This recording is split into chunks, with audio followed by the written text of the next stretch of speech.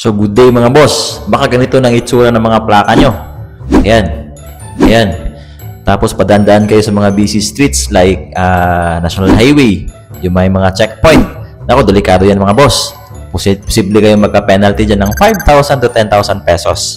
Let me explain. Ayon sa Republic Act 12209 o tinatawag natin na an act of rationalizing the safety measures and penalties relative to the operation of motorcycle under Section 4. Okay, basahin ko lang mga boss ha.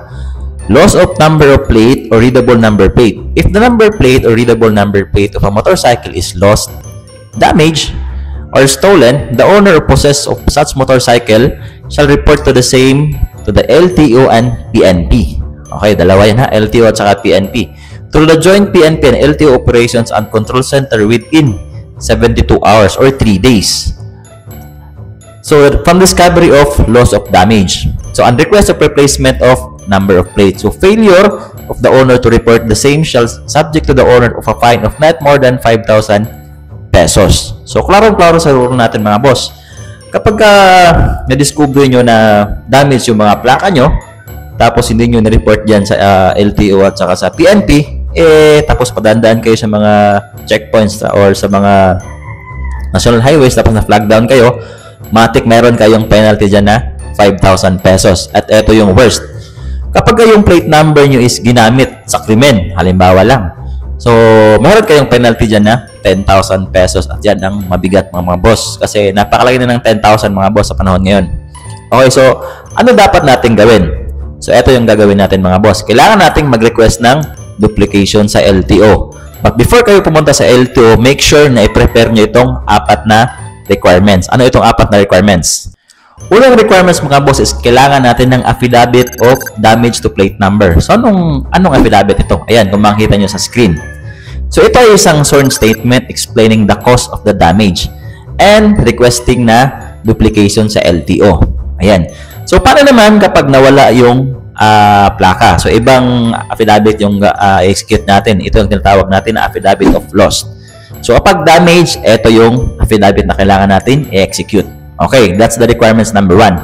Ang pangalawa is kailangan ng updated OR at saka yung original CR. Kapag second owner naman kayo is kailangan ng deed of sale.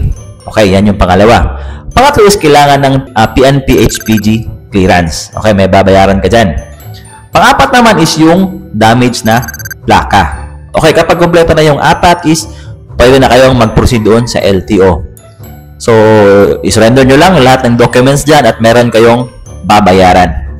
After nyong nagbayad is kailangan ka muna maghintay ng mga ilang araw kasi ipapases yan sa national at doon magagaling yung plaka mo.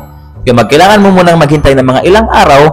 So, while waiting ka sa original plaka mo, kailangan mong i-keep yung processing documents na nag-request ka ng duplication. Kasi kapag na-flag down ka ng checkpoint again, so yan yung ipapakita mo para hindi ka magka-penalty ng 5,000 pesos. Ayan, safe ka na sa penalty kapag yun yung requesting documents na dala mo. Yan din yung magiging authorization documents mo na iwas ka sa fine ng penalty.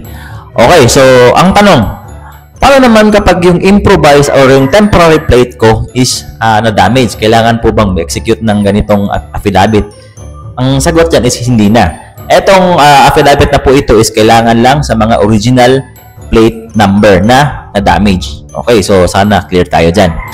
So, yun lang yung content natin. Kung meron kayong mga comments, boss, comment nyo lang dun sa description at babasahin natin yan lahat. So, hanggang dito na lang mga boss. Ride safe sa ating lahat.